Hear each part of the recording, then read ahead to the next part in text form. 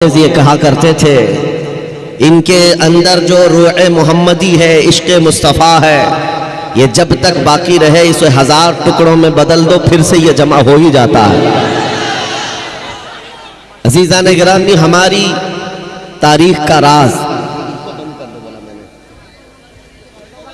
ہماری تاریخ پر بڑی بڑی پی ایچ ڈیاں ہوئی ہیں، بڑے بڑے لوگوں نے اپنے مقالات لکھے اور تاریخ لکھی ہے۔ اس سے ایک مسلمان کی ملاقات ہوئی، اس نے پوچھا کس مسئلے پر آپ پی ایچ ڈی کر رہے ہیں؟ کہا کہ میں نے پی ایچ ڈی اس بات پر کی ہے کہ مسلمانوں میں فرقے بہت ہوتے ہیں اور کئی مرتبہ ان کو توڑا جاتا ہے، پھر یہ جمع کیسے ہوتے ہیں؟ 1400 سال میں کئی چنگیز آئے، کئی ہلاکو آئے، اور ہماری قوم کا پورا اس قدر نقصان کیا کہ ہمارے سروں سے مینار بنا دیے، بغداد کو ہمارے خون سے لال کر دیا، لیکن پھر بھی آج یہ اپنے آب و تاب کے ساتھ چمکتے ہیں۔ راز کیا ہے؟ تو اس بات پر پی ایچ ڈی چل رہی تھی، تو اس مسلمان نے پوچھا پھر آپ کس ریزلٹ پر پہنچے، نتیجہ کیا نکلا آپ کا؟ اس نے کہا میں نے دیکھا کہ کئی مرتبہ ان پر حملے ہوئے، ان کو بے گھر کیا گیا، ان کو وطن سے نکالا گیا، ان کے مال لوٹ لیے گئے، ان کے بچوں کا قتل ہو گیا، بہت مرتبہ تاریخ میں ایسا ہوا، لیکن ایک چیز ہے جو انہیں پھر سے جمع کرتی ہے، وہ نام محمد ہے۔ محمد عربی صلی اللہ تعالیٰ علیہ وسلم کا نام، جس کو یہ اس قدر حساس انداز میں لیتے ہیں کہ ان کے ہزاروں اختلافات کیوں نہ ہوں، پھر یہ اس گنبد کی چھاؤں میں جمع ہو ہی جاتے ہیں۔ اور یہی بات ابھی امریکہ کے ایک بہت بڑے سپورٹ مین جو تھا، کھلاڑی تھا، اور وہ ایتھیسٹ تھا، یعنی جس کا کوئی دھرم ہی نہیں، لیکن اسلام میں آیا۔ آنے کے بعد اس نے جو سٹیٹمنٹ دیا، یہ میں اپنی طرف سے نہیں کہہ رہا ہوں، موجود ہے انٹرنیٹ پر۔ اس نے کہا میں نے دنیا میں یہ سوچا تھا کہ کوئی مذہب صحیح نہیں ہوتا، ہم کو آزاد جینا چاہیے، لیکن مجھے میری فکر نے یہاں تک پہنچایا، میں نے دیکھا ہزاروں برائیاں ہیں دنیا میں، تو کچھ تو اچھا ہوگا، جب برائی ہوتی ہے تو اچھائی بھی ہوتی ہے۔ تو کہتا ہے میں برائیوں کے خلاف دیکھتا گیا کہ اچھائی ہے کہاں، تو مجھے میرے سفر نے اسلام کی منزل پر لا کر چھوڑ دیا۔ اب سنو وہ کیا کہتا ہے، جو بات ہے۔ اس نے ہنس کر کے ایک سٹیٹمنٹ دیا تھا کہ مسلمان بڑے غریب ہوتے ہیں، بہت ساری جگہوں پر یہ ان ایجوکیٹڈ بھی ہیں، اس دور میں جب ان کو پوری دنیا اپنے ٹارگٹ پر رکھی ہے، لیکن ایک چیز میں نے ان کے اندر دیکھی ہے، ایک چیز دیکھی ہے، عیسائی بھی ہیں اس دنیا میں، یہودی بھی ہیں، وہ بھی نبیوں کو مانتے ہیں، لیکن ایسے آزاد خیال ہیں کہ کوئی اگر عیسائی حکومت، کرسچن حکومت ہے، اور وہاں پر جا کر کوئی عیسیٰ علیہ السلام کے خلاف کوئی تختی لکھ کر کے گھوم رہا ہو، نعوذ باللہ کوئی گستاخی کر رہا ہو، تو وہ دیکھیں گے اور چل پڑیں گے۔ کہا کہ یہ فریڈم ہے، فریڈم آف ایکسپریشن ہے، فریڈم آف سپیچ ہے۔ یہودی بھی اس چیز کو دیکھ کر نظر انداز کر دیں گے، کسی نبی کی گستاخی کوئی کر کے گھوم رہا ہو، ان کی ہی حکومت کیوں نہ ہو۔ لیکن وہی سپورٹ مین جو ہے وہ کہتا ہے کہ یہ ان سب کے ساتھ ایسا ہے، لیکن جہاں مسلمانوں کی حکومت بھی نہ ہو، تھوڑے سے رہتے ہو، کسی اور کی حکومت ہو، اور وہاں کوئی بندہ ان کے نبی کی شان میں گستاخی کرے اور زندہ بچ کے دکھائے۔ یہ میری بات نہیں ہے، یہ مشہور آدمی کہہ رہا ہے امریکہ کا، جہاں تھوڑے سے مسلمان بھی رہتے ہو اور پھر ان کے نبی پاک کی شان میں گستاخی کر کے وہ آزاد گھومتا ہو، ایسا پاسبل نہیں ہے۔ گستاخی کرنے والے کر جاتے ہیں، لیکن زندگی بھر منہ چھپا کر جینا پڑتا ہے۔ کئی ایسے بڑے بڑے آئے کتے اور منہ چھپا کر پوری زندگی گزار کر چلے گئے۔ ڈر کس بات کا ہے؟ ڈر اس بات کا ہے کہ 4 چھوٹے مسلمان بچوں کا بھی وہ سامنا نہیں کر پاتے، اس لیے کہ اللہ کی طرف سے دیا ہوا رعب ہمارے بچوں میں بھی ہے، ہماری امت میں بھی ہے، آج بھی موجود ہے کہ گستاخی کرنے والا گوفے میں بیٹھ کر کر سکتا ہے، مجمع میں آنا یہ مردانگی کا کام ہوا کرتا ہے۔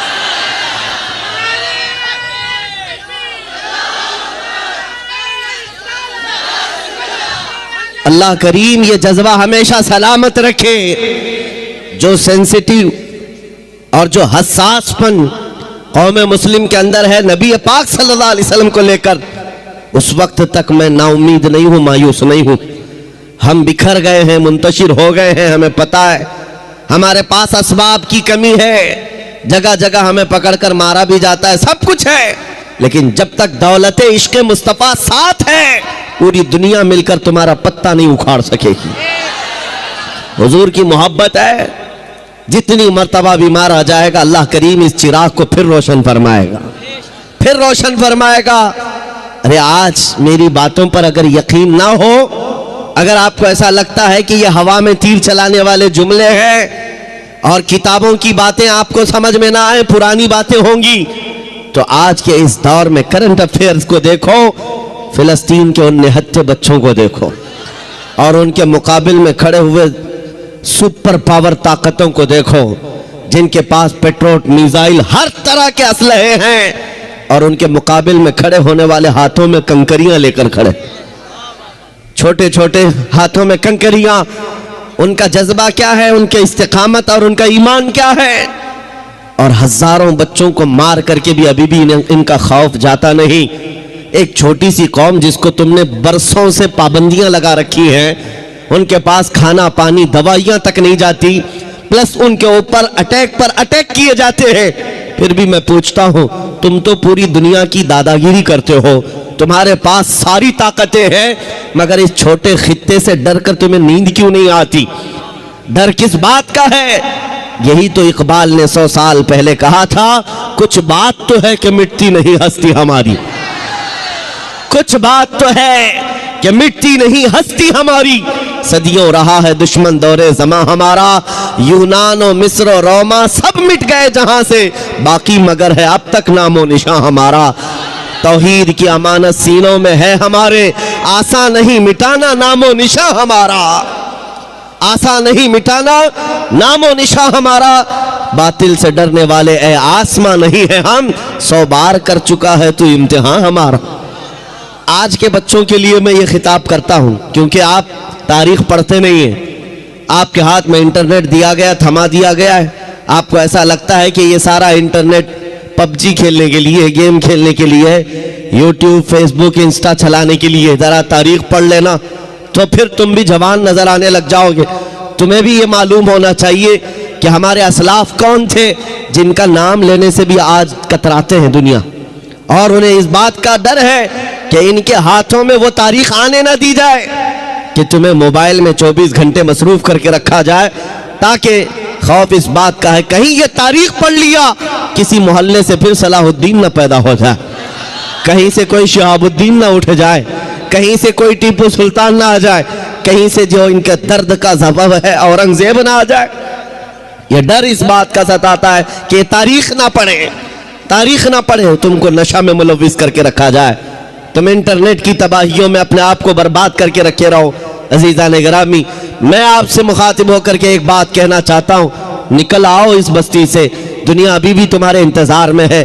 اللہ کریم قرآن میں فرماتا ہے وَلِلَّهِ الْعِزَّةُ وَلِرَسُولِهِ وَلِلْمُؤْمِنِينَ، عزت تو اللہ کی ہے، عزت تو رسول کی ہے، عزت تو ایمان والوں کے لیے ہے۔ اور اللہ کریم فرماتا ہے وَكَانَ حَقًّا عَلَيْنَا نَصْرُ الْمُؤْمِنِينَ، ہم نے اپنے اوپر لازم کر لیا ہے، مدد کریں گے تو ایمان والوں کی مدد کریں گے۔ جب تمہارے پاس اتنی ساری باتیں ہیں موجود، اللہ کی مدد آئے گی تو پھر ڈرے سہمے جینے کی کیا وجہ ہے؟ اس طرح کی زندگی گزارنے پر مجبور ہونے کی کیا وجہ ہے؟ نکل آؤ، اور عزت جو آج بندے، آج جو نوجوان ماڈرنیٹی میں ڈھونڈ رہے ہیں، ماڈرنزم میں ڈھونڈ رہے ہیں، ان کو ایسا لگتا ہے بالی ووڈ اور ہالی ووڈ کے پیچھے بھاگنے پر سٹار بن جائیں گے، خاک سٹار بنیں گے۔ وہاں کا حال تو یہ ہے، جوانی ختم ہو گئی تو ریٹائرمنٹ مل گیا، اور جب چہرے پر جھریاں پڑ گئی، کمر ٹیڑھی ہو گئی، تو اب وہ پردے میں ناچنے والا نہیں ہوگا، دنیا دوسرا ہیرو ڈھونڈ لیتی ہے۔ وہاں بڑھاپا آ گیا تو اسے سائیڈ بٹھا دیا جاتا ہے، صرف اور صرف جوانی کا غازہ چمکاتا ہے اور جوانی کی خوبصورتی کو لوگ ہا ہا کرتے رہتے، لیکن جیسے جوانی ختم ہو گئی عزت بھی چلی گئی، ڈیوٹی بھی چلی گئی، ریٹائرمنٹ کی ایک مشکل زندگی گزارنی پڑتی ہے، اس کو عزت کہا جاتا ہے۔ لیکن آؤ مصطفیٰ کریم صلی اللہ علیہ وسلم کے قدموں میں جو بندہ جتنا بوڑھا ہوتا ہے اتنی عزت اس کی بڑھتی چلی جاتی ہے۔ کیا آپ نے ہو سکتا ہے یہاں وہ آنکھیں ہوں گی جو حضور تاج الشریعہ کو دیکھی ہوں گی، اعلیٰ حضرت عظیم البرکت کے اس جانشین کو دیکھی ہوئی آنکھیں ہوں گی، 75 سال کی عمر میں جو حسن و جمال لے کر کے وہ بکھیرنے اپنے مریدوں کے درمیان آتے۔ قسم خدا کی میں کہہ رہا ہوں 1,00,000 جوان ایک طرف بٹھاؤ، ایک طرف جانشین اعلیٰ حضرت کو بٹھاؤ، 1,00,000 کی طرف تمہاری نظریں نہیں جائیں گی، اس ایک حسین چہرے کی طرف نظریں اٹھیں گی۔ وجہ کیا ہے؟ یہ حسن و جمال پاؤڈر لالی میک اپ کا نہیں ہے، میرے مصطفیٰ کے نام کی تم نے حفاظت کی تو اللہ تمہاری عزت کی حفاظت فرمائے۔ اگر حضور پاک کی عزت محفوظ ہے، ہم سب کی عزت محفوظ ہے، لیکن کوشش یہ بھی ضروری ہے، ہمارے اندر اتنا حساس پن ہونا چاہیے کہ ہم ہر چیز کو کمپرومائز کر لیتے ہیں، برداشت کر لیتے ہیں، لیکن نبی پاک صلی اللہ علیہ وسلم کی عزت کے خلاف کبھی برداشت نہیں کرتے۔ تاریخ کی سچائیاں یہ بتاتی ہیں، ہماری تاریخ یہی ہے۔ ایک صاحب جو ڈپارٹمنٹ سے تعلق رکھتے وہ مجھ سے کہہ رہے تھے، مولانا آپ اتنا زیادہ ایگریسو کیوں بولتے؟ بھڑکاؤ بھاشن لگتا ہے۔ اگر سچی بات کہنا بھڑکاؤ بھاشن ہے تو آپ سنتے رہو۔ حضور پاک صلی اللہ تعالیٰ علیہ وسلم کی محبت میں بات کرنا، ہم بھڑکاتے نہیں ہیں، سوئے ہوئے دلوں کو اٹھاتے ہیں، بات صرف اتنی ہے۔ انہوں نے ہم سے کہا کہ آپ ہی کیوں بولتے ہیں اتنا زیادہ؟ ہم نے ان کو ایک مثال دی تھی، بڑے صاحب تھے، حکومت کے کارندے تھے، ہم نے کہا اگر آپ کو کسی نے کہا تمہاری ماں بدکار تھی تو آپ کو کیسا لگے گا؟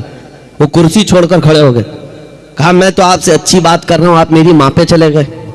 میں نے کہا ایگزامپل دیا، میں نے مثال دیا، گالی نہیں دیا۔ کہا میری ماں پر آپ مثال کیوں دے رہے؟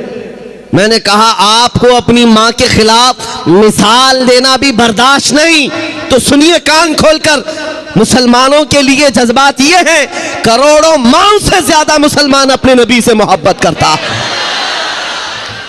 ماؤں کی محبت اپنی جگہ پر، لیکن ہمارے لیے ایمان ہے۔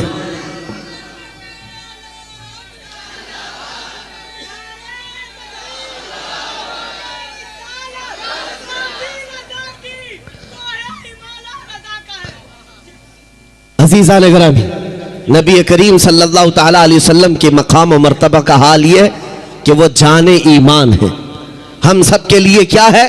جان ایمان ہے۔ اور اعلیٰ حضرت نے سچ کہا تھا، وہ جو نہ تھے تو اور وہ جو نہ ہو تو، جان ہے وہ جہان کی اور جان ہے تو ہاں، اگر جان ہی نہ باقی رہ جائے تو پھر اس جہان کو لے کے مطلب کیا؟ اس کائنات کا کرنا کیا ہے؟ پوری کائنات کی جان میرے مصطفیٰ کریم کی ذات ہے۔ اور صحابہ اکرام کی وہ مثالیں میں آپ کے سامنے رکھتا ہوں۔ عزیزان گرامی وقار، احد کے میدان میں شیطان نے ایک افواہ پھیلائی تھی کہ محمد الرسول اللہ صلی اللہ علیہ وسلم کا انتقال ہو گیا، حضور پاک کو شہید کر دیا گیا۔ یہ افواہ پھیلی، صحابہ کی محبت ایسی تھی کہ ان کے ہاتھوں سے تلواریں چھوٹ گئی، سب چھوٹ گئی، وہ جہاں تھے وہیں کھڑے رہ گئے۔ اس بنیاد پر کئی صحابہ کی شہادت ہوئی ہے، 70 صحابہ شہید ہوئے میدان احد میں، لیکن ان کے دل کے اندر کیا بات تھی؟ جب ان سے کہا جاتا اٹھو آگے بڑھو تو کہتے کہ جب اللہ کے رسول ہی نہیں ہے تو پھر جینے کا مطلب ہی کیا؟ اس کے بعد زندگی کسے کہا جاتا ہے؟ نبی پاک صلی اللہ تعالیٰ علیہ وسلم کے ساتھ ہم تھے۔ عزیزان گرامی وقار، وہ ہر شے میں مصطفیٰ کریم صلی اللہ علیہ وسلم کے جلوے دیکھتے تھے۔ آج امت کا حال یہ ہے کہ ہم محبت کے دعوے کرتے ہیں، لیکن ہماری آنکھیں آج بے حیا ہو گئیں، ہم کسی اور چیز کو دیکھ کر رات گزار رہے ہیں۔ آج ہمارے دلوں کے اندر نفسانیت غالب آنے لگ گئی۔ حضور کی محبت سب کے سینے میں موجود ہے، لیکن اسے میدان میں لے کر اتار کر دکھانا نہیں چاہتے۔ تمہیں داڑھیوں سے نفرت کیوں ہوتی ہے؟ تمہیں ٹوپیوں سے الجھن کیوں ہوتی ہے؟ تمہیں حضور کی سنتوں سے الجھن کس بات کی ہے؟ تم ڈرتے ہو کہ میں سیکولر بن کر کے گھوموں گا، میں ایک سیکولر آدمی بن کر کے رہوں گا، ماڈرن مجھے دنیا کہے۔ تمہیں اپنے چہرے پر حضور کی سنت پسند نہیں ہے، تو پھر کس محبت کا دعویٰ کرتے ہو؟ یاد رکھو، اگر تم نبی پاک صلی اللہ علیہ وسلم کی سنت پر عمل نہیں کرو گے تو پھر کسی اور سے کس بات کی امید ہے؟ دوسروں سے کس بات کی امید ہے؟ آؤ اے نوجوانوں، یہ عزم کر کے اٹھو کہ انقلاب آئے گا تو ہمارے عمل سے آئے گا انشاءاللہ۔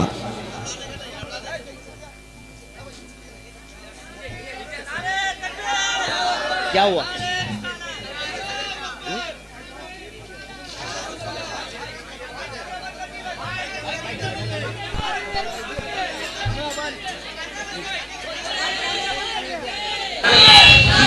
نعرہ تکبیر، نعرہ رسالت، شہزادگان حضور قمر ملت، شہزادہ قمر ملت۔ حضرات دیکھیے، نبی اعلیٰ حضرت شہزادہ قمر ملت، بھتیجہ حضور تاج الشریعہ حضرت علامہ عامر رضا خان اور حضرت علامہ بھائی آپ لوگ کیمرہ بند کر دیے ورنہ کمیٹی کے لوگ موبائل چھین کے جمع لے لیں گے۔ آپ لوگ کا موبائل جمع ہو جائے گا، پھر مت بولیے۔ آپ لوگ کیمرہ بند کر دیا، حضور کی تقریر کو آرام سے سنیے۔ بیٹھ جائیے حضرات، بیٹھ جائیے، ٹھیک ہے، بیٹھ جائیے۔ درود پاک پڑھ لیں۔ اللہم صلی علی سیدنا محمد وآلہ وآصحابہ وبارک وسلم صلاۃ دائمۃ سرمدا ابدا۔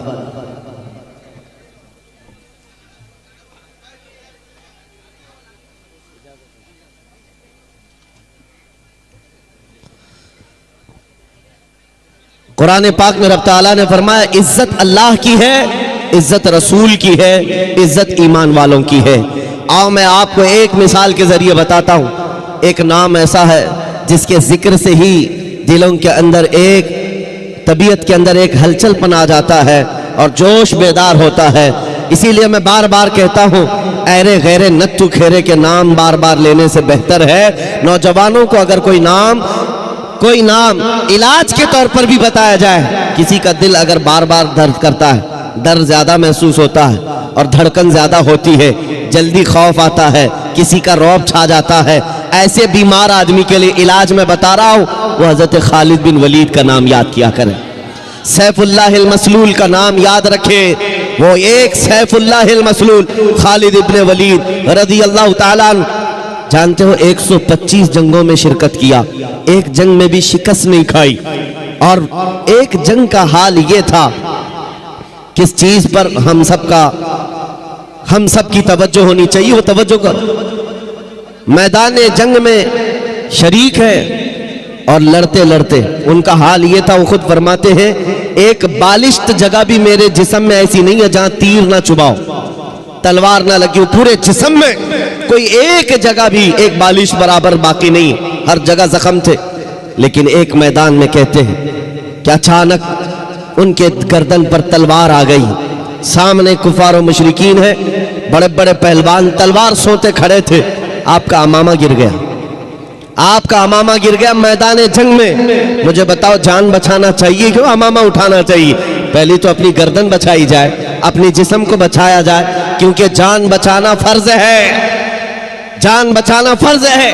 خالد ابن ولید سیف اللہ المسلول اسلام کے عظیم سپہ سالار نے گردن نہیں دیکھی، وہ امامہ اٹھانے ہی چل پڑے اور اٹھایا، بڑے آرام سے سکون سے اٹھا کر کے پہننے لگے، اور جنہوں نے تلواریں اٹھائی تھی وہ سکتے میں رہ گئے۔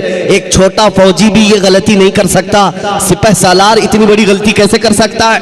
لوگوں نے ہاتھ تلوار ان کے نیچے آ گئے۔ اس کے بعد ظالموں نے، دشمنوں نے پوچھا خالد ابن ولید تمہارا ہی نام ہے؟ کہا تم ہی سپہ سالار ہو، لیکن ایسی غلطی کیسے کر سکتے ہو جب تمہاری گردن پر تلوار لٹک رہی ہو اور تم امامہ اٹھانے کے لیے نکل پڑے ہو، پگڑی بچا رہے ہو کہ گردن بچانا چاہیے؟ خالد ابن ولید نے مسکرا کر کہا تمہیں پتا ہے میں جس جنگ میں بھی جاتا ہوں اللہ کی مدد سے فتح یابی ضرور ملتی ہے اور فتح کا جھنڈا گاڑ کر آتا ہوں، لیکن اس کے پیچھے راز یہ نہیں ہے۔ خالد بن ولید اپنے بازوؤں کی طاقت پر بھروسہ رکھتا ہو اور اپنے بلبوں تھے یہ جنگوں کو فتح کرتا ہو، میرا وجدان اور یقین یہ ہے اس امامہ مبارکہ میں رسول اللہ کے 3 موئے مبارکہ ہیں، رسول اللہ کے 3 موئے مبارکہ ہیں، اور میرا یقین یہی ہے جب تک یہ سر پر ہوتے ہیں اللہ میرے لیے میدان آسان کر دیتا ہے۔ نسبت مصطفیٰ پر انہیں فخر تھا، اسی نسبت پر وہ فتح یاب ہوا کرتے تھے۔ یہ صحابہ کی باتیں عرض کر رہا ہوں۔ آپ کو پتا ہے ایک مرتبہ عیسائیوں نے آپ کو چیلنج کر دیا تھا کہ اگر تمہارا دین سچا ہے تو آؤ خالد بن ولید، ہم اور تم سامنے بیٹھتے ہیں، مباہلہ۔ اگر دین تمہارا سچا ہے تو زہر کی ایک شیشی لائی عیسائیوں نے، کہا کہ اس کو دونوں لوگ پئیں گے، جو بچ گیا اس کا دین سچا ہے۔ اور یہ جھوٹے لوگ اس طرح سے کبھی آگے آ بھی نہیں سکتے، چیلنج تو کر لیں گے لیکن آ نہیں سکتے۔ خالد بن ولید کو جب یہ کہا گیا، اور وہ زہر ایسا تھا کہ اگر چمڑی پر بھی لگ جاتا تو چمڑی جل کے نکل جاتی، اور اس زہر کو پینے کی بات تھی۔ سامنے بڑے بڑے پادری بیٹھے ہوئے تھے، انہوں نے سوچا تھا کہ ڈینگ مار لیں گے، لیکن انہیں پتا نہیں ہے محمد عربی کا شعر ہے، نبی کریم صلی اللہ علیہ وسلم کے غلام ہیں۔ یہ جس طرف نکل گئے طوفان اور آندھیوں نے بھی رخ موڑ لیا ہے، سمندروں نے راستے دے دیے ہیں، دو نیم ان کی ٹھوکر سے دریا و صحرا۔ یہ اقبال نے کہا تھا پہاڑ ان کی ہیبت سے رائی، سمٹ کر پہاڑ ان کی ہیبت سے رائی۔ خالد بن ولید نے کہا آ جاؤ، سامنے آ جاؤ، بیٹھتے ہیں، میں تیار ہوں اس بات کے لئے کہ زہر ہم بھی پئیں گے، تم بھی پی لینا، جو بچ جائے اس کا دین حق ہے۔ لیکن مقابلے کے لیے جیسے ہی سامنے آئے، زہر کی شیشی رکھی ہوئی ہے، بہت خطرناک زہر ہے، چمڑی پر بھی لگ جائے تو جل کر کے نکل جائے۔ آپ سے کہا گیا اٹھاؤ اور پی لو، تو حضرت خالد بن ولید نے کہا دونوں کی طرف سے پینا ہے، لیکن انہوں نے کہا نہیں، پہلے آپ کریں گے۔ ہمیشہ باطل ڈرتا ہے اور اس کو شک ہی تو ہے، حق ہونے کا یقین نہیں ہے جتنا ایمان والے کو ہوتا ہے، ایمان والے کو ہوتا ہے۔ مجھے کچھ لوگوں نے کہا تھا آپ نے آگ میں کودنے کی بات کی ہے، گستاخ رسول کے خلاف۔ آگ کا کام ہے جلانا، تاثیر ہے، کیسے ہوگا؟ میں نے کہا یہ میں نے اپنی طاقت کے بل بوتے نہیں کہا، رسول اللہ کی عزت کے بات۔ نعرہ تکبیر، نعرہ رسالت، نعرہ رسالت، تحفظ نام رسالت، تحفظ ناموس رسالت۔ مجھے اتنا یقین ہے آگ کا کام ہے جلانا، وہ جلائے گی، ہر ایک کو جلائے گی، لیکن یہ بھی میرا عقیدہ ہے کہ جب تک رب کی منشا نہ ہوگی دنیا کی کوئی آگ اثر بھی نہ کر سکے، یہ بھی میرا ایمان ہے۔ اللہ اگر چاہے، اس لیے کہ سرکار غریب نواز کو بھی یہ چیلنج کیا گیا تھا۔ آپ کو ایک پجاری نے کہا تھا، وہ آگ جلائے بیٹھا تھا، غریب نواز نے کہا کہ ذرا اس میں ہاتھ ڈال دو، جس کی عبادت کرتے ہو یہ تو تمہارا خدا ہے۔ اس نے کہا اس میں ہاتھ کیسے ڈالیں گے، یہ تو جلائے گی۔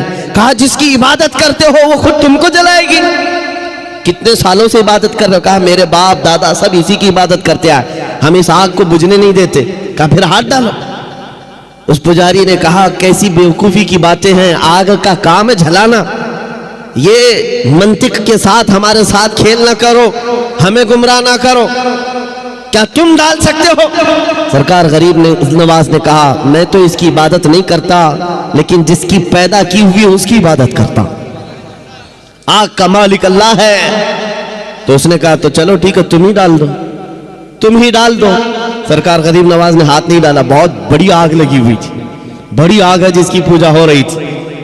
اس پنڈت کی گود میں ایک چھوٹا سا بچہ تھا، سال بھر کا، 1.5 سال کا، اس کی گود سے بچے کو لے لیا اور آگ میں چلے گئے، اندر چلے گئے۔ اب یہ چیخ پکار کرنے لگا کہ یہ درویش آیا، خود بھی جل گیا، میرے بچے کو بھی لے گیا، اور اتنا ہلہ کیا کہ اندر سے وہ نظر نہیں آ رہے تھے۔ لوگ جمع ہونے لگے، آس پاس کے سب جمع ہو گئے، اور سب کو یہ حیرت تھی کہ یہ جل کر راکھ ہو جائے، آگ کو بجھائیں گے تب یہ ملیں گے۔ کافی دیر ہو گئی، مجمع جب اکٹھا ہوا، کئی پجاری آئے، سرکار غریب نواز اپنا دامن جھاڑتے ہوئے آگ سے باہر تشریف لا رہے ہیں، بچہ بھی گود میں موجود ہے، صحیح سلامت ہے۔ اس نے چھین کر کے اپنے بچے کو لیا، جگہ جگہ پکڑ کر دیکھا، پیشانی بھی ٹھنڈی ہے، کپڑے بھی ٹھنڈے ہیں، کوئی گرمی کا اثر نہیں ہے۔ میرے عزیز و غریب نواز تو اللہ کے ولی ہیں، انہیں آگ نہیں جلائی، بات تو سمجھ میں آتی، بچہ پجاری کا تھا، یہ کیوں نہیں جلا؟ مفسرین کہتے ہیں، تاریخ دان کہتے ہیں، دیکھنا یہ ہے ہاتھ میں کس کے تھا بچہ۔ اسی لیے ہم کہتے ہیں خواجہ کا دامن، غوث کا دامن ارے جہاں ہاتھ لگ جائے اس پر آگ نہیں لگتی. میں آپ سے یہ بات کر رہا ہوں. ہم سے بھی کہا گیا تھا یہ کیسی باتیں ہیں, بڑے بڑے دعوے ہیں. ہم نے یہی کہا ہمارا دعویٰ نہیں ہے, یہ رسول اللہ کی عزت کی بات ہے, یہ نبی پاک کی حرمت کی بات ہے. آؤ میں سیدنا خالد بن ولید کی بات کو مکمل کروں گا. آپ حضرت کو جگہ دے دیجئے.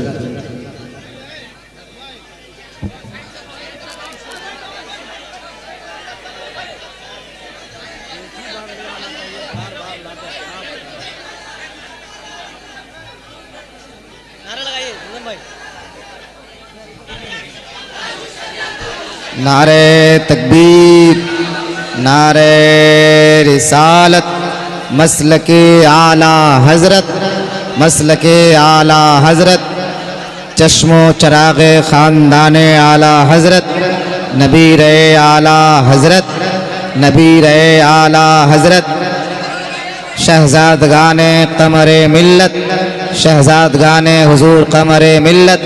نعرہ تکبیر, نعرہ رسالت. جو جہاں ہے وہیں بیٹھ جائیے حضرات. بہت اچھی گفتگو ہو رہی ہے, حضرت بہت محبت کے ساتھ گفتگو کر رہے ہیں, آپ حضرات سماعت فرمائیں.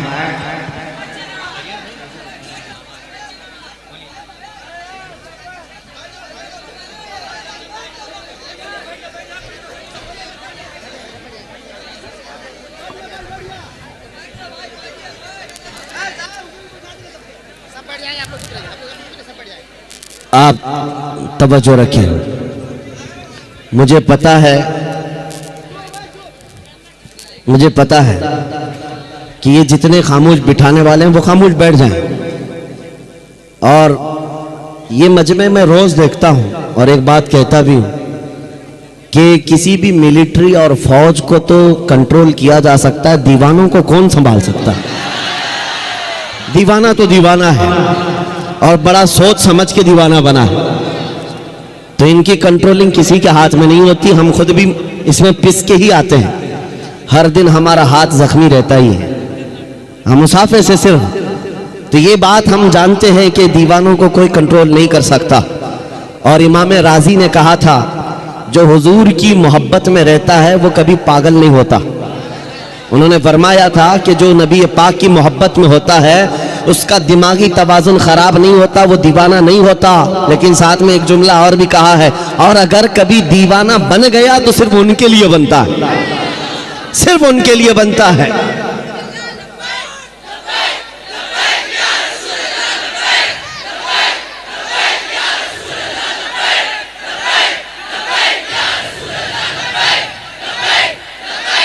توجہ, اللہ کریم یہ جذبے سلامت رکھے. سیدنا خالد بن ولید رضی اللہ تعالیٰ عنہ کو جب یہ چیلنج ہوا, آپ بیٹھ گئے, زہر کی شیشی اٹھائی. اس زہر کی بات کر رہا ہوں جو چمڑی پر لگ جائے تو چمڑی جل جائے.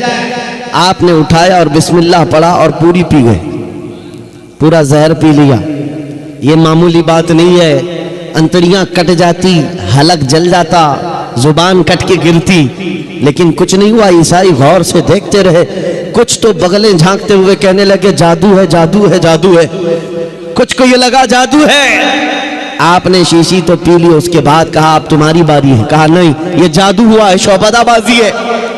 کہا کہ اگر ہمت نہیں ہے, انہوں نے کہا کہ شاید اس زہر کے اندر کچھ اور تم نے کر دیا ہوگا, اس کا اثر ختم ہو گیا ہوگا, ورنہ یہ زہر تو لوگوں کو جلا دیتا ہے.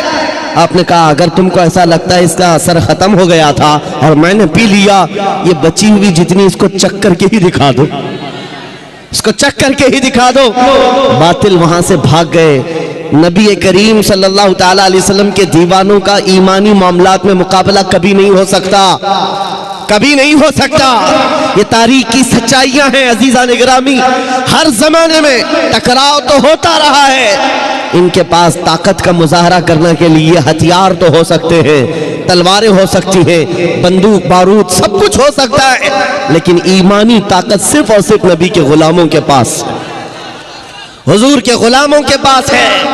آپ کو پتہ ہے یہی خالد بن ولید رضی اللہ تعالیٰ روم کے ان لوگوں سے جب مقابلہ کرنے کے لیے گئے جو لاکھوں کی تعداد میں تھے, بادشاہ اور اس کی فوج سامنے مقابلے کے لیے آئی. تو خالد بن ولید کو انہوں نے ٹانٹ مارا تھا، کہا مدینے کے نکلے ہوئے یہ صحرا نشین، یہ بادیہ نشین جن کے کپڑوں میں پیبند لگے، پیروں میں چپل نہیں، کھجور کی گھٹلی پر پورا دن گزارتے، یہ رومیوں کا مقابلہ کرنے کے لیے آئے؟ وہ رومی جو ٹھاٹ بات سے رہنے والے، عیش و عشرت اور شراب قدوں پر رہنے والے، انہوں نے جب یہ تانا مارا تو سیدنا خالد بن ولید نے کیا کہا تھا پتہ ہے؟ روم کے بادشاہ سے کہا کہ تم اس قوم سے مقابلہ کرنے کے لیے آئے ہو جو تمہاری قوم شراب سے جتنی محبت کرتی ہے اس سے کئی درجے زیادہ محمد عربی کے غلام موت سے محبت کرتے ہیں۔ تم کو شراب میں جو نشہ ملتا ہے وہ ہمیں شہادت میں مزہ ملتا ہے۔ یہ اس قوم سے تم ٹکرا رہے ہو جن کے ہاں موت کوئی حادثہ نہیں، ارے وہاں تو بڑھ بڑھ کر کے لوگ آیا کرتے تھے، بڑھ کر کے آیا کرتے۔ دنیا کو اسی بات کا ڈر ہے۔ میں ایک سوال کرتا ہوں آپ سب سے، کبھی سوچا آپ نے، کبھی سوچا دل پہ ہاتھ رکھ کر کے بتا، دنیا کی سب سے بڑی سزا کچھ ہو سکتی ہے تو کیا ہوگی؟ موت۔ اس کے بعد کیا ہوگا؟ ایک بار موت آنی ہے اور دنیا ڈراتی اسی بات سے، موت سب سے بڑی چیز ہے، اس کے بعد تو کچھ نہیں ہونا ہے۔ آدمی مر گیا تو اس کے ساتھ کیا کیا جائے گا؟ بس ایک ہی درد ہے موت کا جس سے دنیا خوف زدہ ہے، اور یہی بات آپ سے نکالنا چاہتے ہیں۔ وہ ان کے لیے حادثہ ہے جن کو مرنے کے بعد جلنا ہے، جلنا ہے، جلنا ہے۔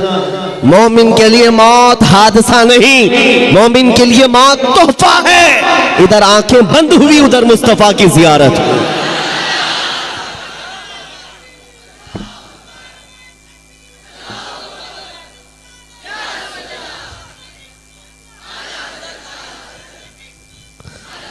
نبی کریم صلی اللہ تعالیٰ علیہ وسلم کے غلاموں نے یہ جو استقامت دکھائی، ان کو یہ حقیقت معلوم تھی کہ عزت رسول اللہ کے قدموں میں ہے، عزت نبی پاک کے سے وابستگی میں ہے۔ قرآن نے سچ کہا ہے وَلِلَّهِ الْعِزَّةُ وَلِرَسُولِهِ، عزت اللہ کی ہے، عزت رسول کی۔ آج بھی ہم کھویا ہوا وقار، ہماری کھوئی ہوئی عزت واپس لے سکتے ہیں، بس نوجوانوں کے لیے شرط یہ ہے کہ نبی کے قدموں میں ڈھونڈو، عزت حضور کے قدموں میں ڈھونڈو، نسبت حضور پاک صلی اللہ علیہ وسلم کی ہو، اسی بات پر فخر کرو۔ تم اپنی دوسری چیزوں پر فخر کرنا چھوڑ دو کہ تمہارے پاس کتنا مال ہے، کتنی جائیداد ہے، عہدہ کیا ہے، منصب کیا ہے، خاندان کیا ہے، پراپرٹی کیا ہے، یہ گنوانا چھوڑ دو۔ فخر کرنے کی کوئی چیز ہے تو حضور کی غلامی پر فخر کرو۔ آپ کو پتا ہے وقت کا عبقری امام مجدد اعظم جس کے سامنے وقت کے بڑے بڑے فقیر اپنے زانو ادب طے کرتے ہوں، بریلی کا امام احمد رضا خان فاضل بریلوی، جن کے حالات یہ ہیں بیان کرتے کرتے زبانیں سوکھ گئی، لیکن اب تک ان کے علم کو بیان نہیں کیا جا سکا، ان کے تمام دینی خدمات کو بیان نہیں کیا جا سکا۔ ایک عالم دین ہے جسے اللہ نے 70 کے قریب علوم و فنون دیے ہیں، جو ایک مرتبہ لکھنے پر بیٹھ جائے تو وہ قرآن پاک کا ترجمہ لکھے، فتاوی رضویہ جیسا عظیم شاہکار دے دے، 1000 سے زیادہ کتابیں پیش کر دے، حدائق بخشش جیسا دیوان دے دے، جس کی ایک نعت پڑھنے کے بعد مردہ دل بھی زندہ ہوتے نظر آ جائیں۔ یہ سارے کمالات جس امام کے پاس ہیں، علم کا حال تو یہ ہے کہ وہ کوہ ہمالا نہیں، وہ ایسا مینار ہے جس کو دیکھنے کے لیے اچھوں کی ٹوپیاں گر جائیں۔ اس امام کی بات کر رہا ہوں، امام احمد رضا خان۔ صرف علم نہیں، تقویٰ بھی ہے، طہارت بھی ہے، اور فقہ بھی ہے، حدیث کا علم بھی ہے۔ اللہ نے ہر چیز سے نوازا ہے، اور دنیاوی چیزوں میں بھی کم نہیں۔ بڑے زمیندار بھی ہیں، کوئی غریب گھر سے نہیں، بڑے زمیندار، پورا کا پورا گاؤں آپ کی ملکیت میں آیا کرتا ہے، اور بچوں سے بھی اللہ نے نوازا ہے، ایسے بچے جس کو فخر کرنے کے لیے کیا نہیں ہے۔ ایک بیٹا مفتی اعظم ہے تو دوسرا حجت الاسلام ہے۔